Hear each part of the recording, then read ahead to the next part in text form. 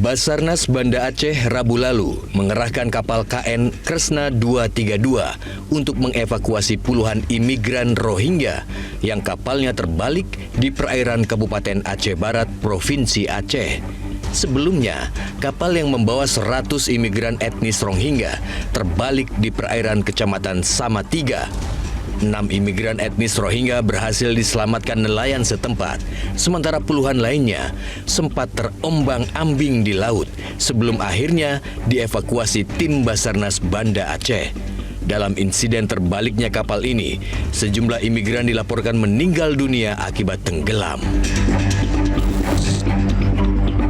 Puluhan warga Labuhan Batu Selatan, Sumatera Utara membawa jenazah FAH, seorang warga yang meninggal sesaat setelah ditangkap dan diinterogasi polisi ke kantor Polsek Kuta Pinang.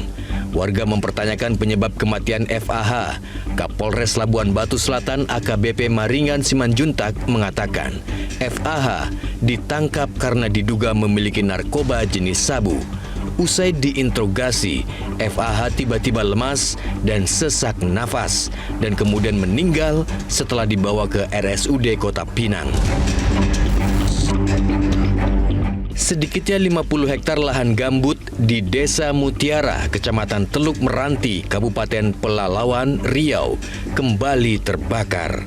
Kebakaran lahan yang sudah berlangsung lebih dari 5 hari belum dapat dipadamkan petugas karena akses yang sulit. Selain itu, tiupan angin kencang dan cuaca panas juga membuat api dengan cepat menjalar ke wilayah lain. Dalam catatan BPBD Riau, hingga kini hampir 200 hektar lahan di 12 kabupaten dan kota di Riau terbakar. Polresta Barelang menggerebek sebuah apartemen di kawasan Pelita, Kota Batam, Kepulauan Riau yang digunakan sebagai markas judi online. Dalam penggerbegan ini, petugas sukses membongkar sindikat judi online yang memiliki omset 2 miliar rupiah per bulan. Selain menangkap 11 orang, dalam penggerbegan ini petugas juga menyita puluhan unit PC komputer, telepon genggam, kartu ATM, puluhan kartu perdana, uang tunai, dan peralatan internet lainnya. Jaringan judi online ini menggunakan situs yang servernya berada di Kamboja.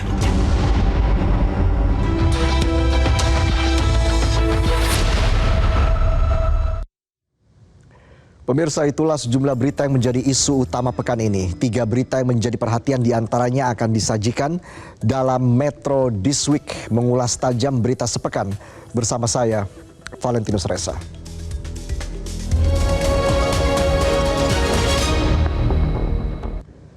Tim hukum dari Presiden dan Wapres terpilih Prabowo Gibran mengaku siap menghadapi gugatan sengketa Pilpres 2024 di sidang perselisihan hasil pemilu atau PHPU di Mahkamah Konstitusi. Sementara kubu paslon Ganjar Mahfud menyebut banyak saksi dari pihaknya yang mengaku tak nyaman dan aman bersaksi di sidang PHPU.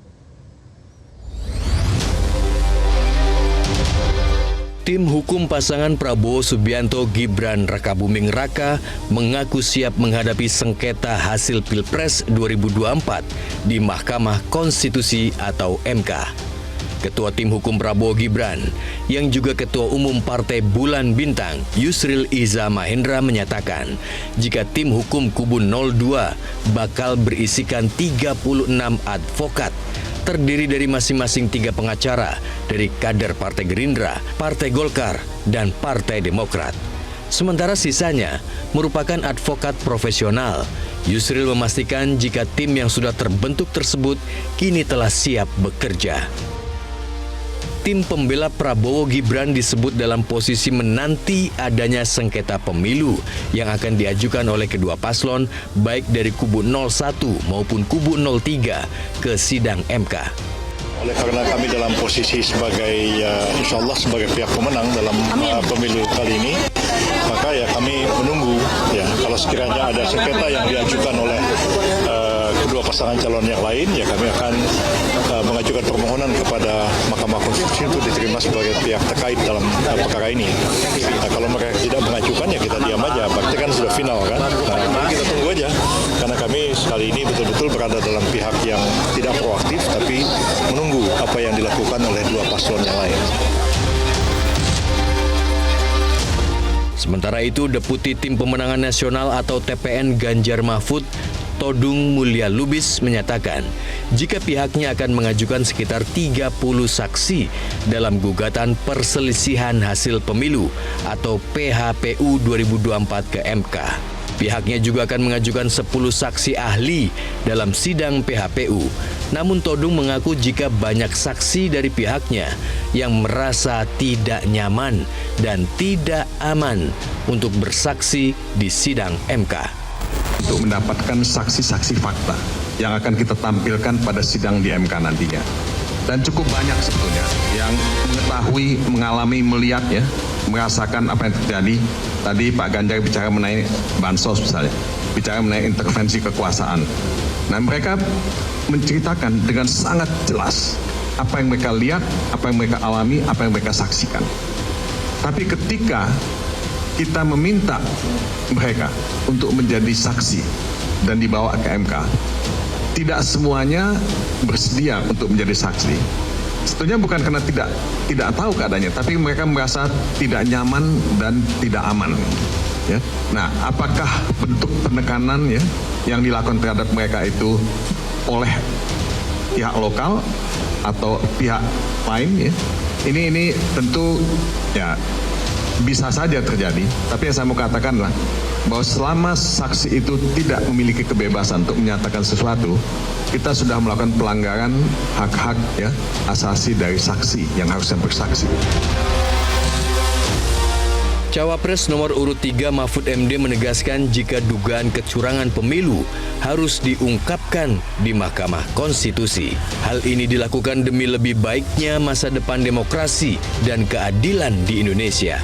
Yang kami lakukan ke MK ini bukan mencari menang, tapi beyond election, masa depan, bukan sekedar untuk pemilu hari ini, tapi masa depan ratusan tahun yang akan datang demokrasi kita harus sehat, dan itu harus diungkap di sebuah teater hukum yang bernama Mahkamah Konstitusi.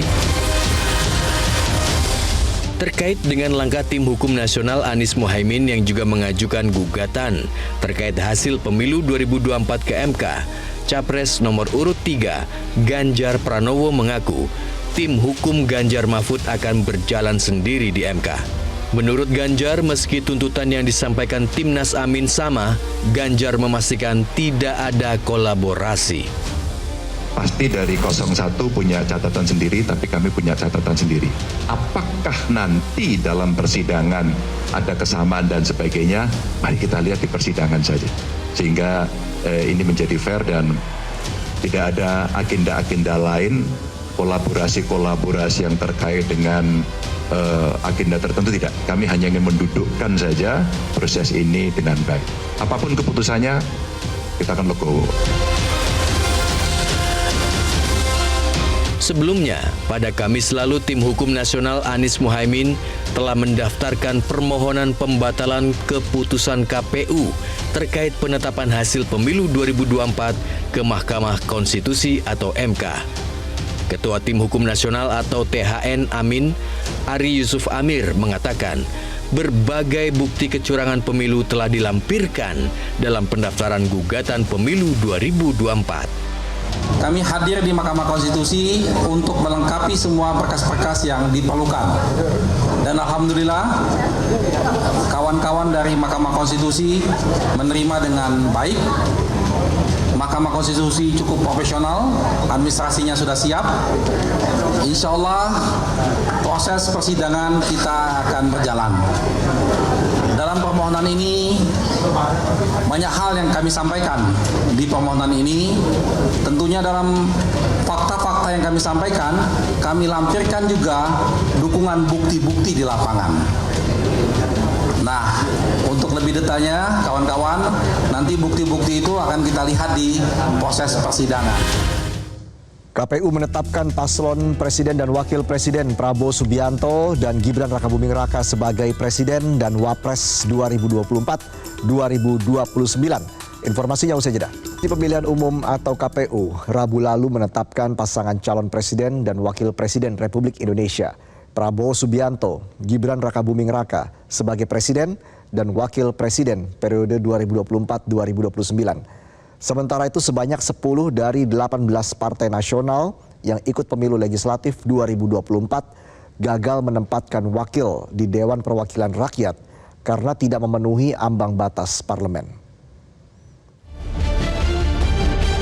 Penetapan pasangan calon presiden dan wakil presiden RI, Prabowo Subianto, Gibran Rakabuming Raka sebagai presiden dan wakil presiden RI periode 2024-2029 tertuang dalam keputusan KPU nomor 360 tahun 2024 tentang penetapan hasil pemilihan umum presiden dan wakil presiden, anggota Dewan Perwakilan Rakyat, Dewan Perwakilan Daerah, Dewan Perwakilan Rakyat Daerah Provinsi, dan Dewan Perwakilan Rakyat Daerah Kabupaten Kota secara nasional dalam pemilihan umum tahun 2024. Jumlah suara sah pasangan calon presiden dan wakil presiden nomor urut 1 Haji Anies Rashid Baswedan PhD dan Dr. Haji Abdul Muhaimin Iskandar sebanyak 40.971.906 suara.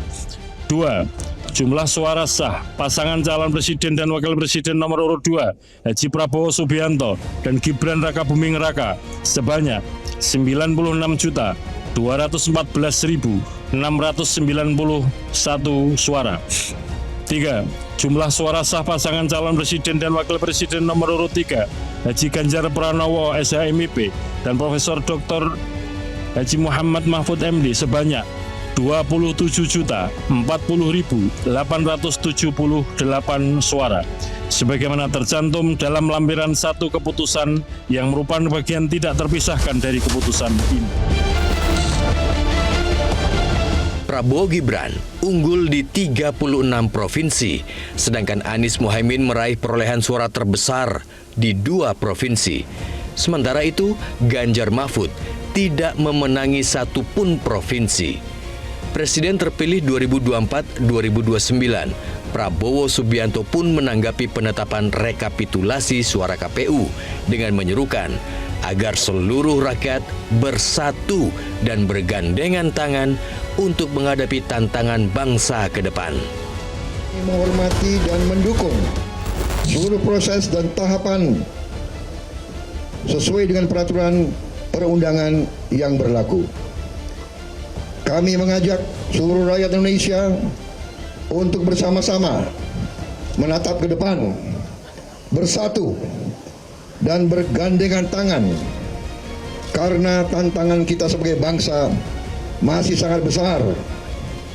Kita harus bersatu, kita harus rukun, kita harus bekerja sama untuk membawa Indonesia menuju kemakmuran dan keadilan.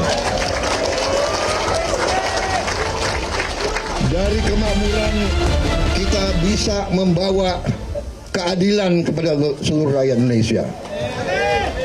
Kita harus bersatu untuk menghilangkan kemiskinan dan menghilangkan kelaparan dan menghilangkan penderitaan dari rakyat kita.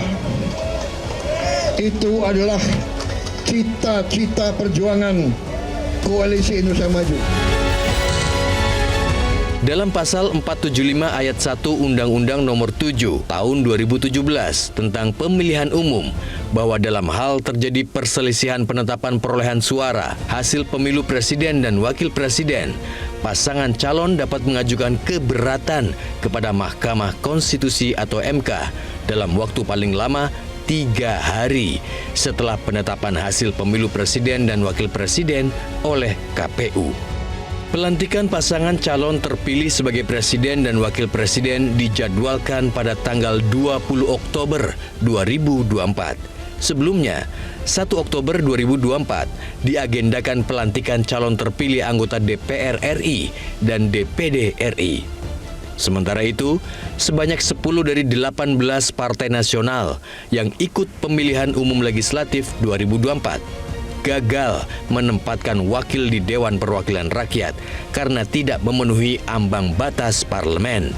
Salah satunya partai terbesar dan tertua dalam sejarah Indonesia, yakni Partai Persatuan Pembangunan atau P3. Dari 9 partai politik yang saat ini ada di DPR, hanya Partai Persatuan Pembangunan atau P3 yang gagal mempertahankan posisinya berada di DPR. Sebab dari hasil pengumuman KPU, total suara yang diraih P3 pada pemilu 2024 mencapai 5.878.777 suara atau setara 3,87% suara nasional. Partai politik yang sudah berusia lebih dari setengah abad ini belum memenuhi syarat angka 4% sebagai ambang batas lolos ke parlemen. Ketua DPP P3 Ahmad Baidowi mengaku terkejut dengan hasil itu. Baidowi menyebut pihaknya akan mengajukan gugatan ke Mahkamah Konstitusi. Kalau kemudian nanti ternyata tidak mencapai 4%, berarti ada sesuatu yang harus kita persoalkan gitu. Termasuk nanti ya ranahnya di Mahkamah Konstitusi, semisal di rekapitulasi KPU ternyata dinyatakan tidak memenuhi ambang batas. Karena kita temukan juga di bawah banyak suara-suara P3 yang mengalami pergeseran, dan itu akan kita perjuangkan nanti di Mahkamah Konstitusi. Nasib sama juga dialami oleh Partai Solidaritas Indonesia atau PSI. Mereka hanya memperoleh 2,8% suara. Hasil ini berbanding terbalik dengan upaya PSI menjual nama besar Presiden Joko Widodo selama perhelatan pemilu 2024. Salah satunya dengan mengangkat putra bungsunya, Kaisang Pangarep, sebagai ketua umum. Kendati tidak lolos ke parlemen, suara PSI di pemilu kali ini menunjukkan peningkatan dibanding pemilu 2019. Saat itu PSI meraup 2,6 juta suara sah atau 1,89% suara. Jelajahi cara baru mendapatkan informasi. Download Metro TV Extend sekarang.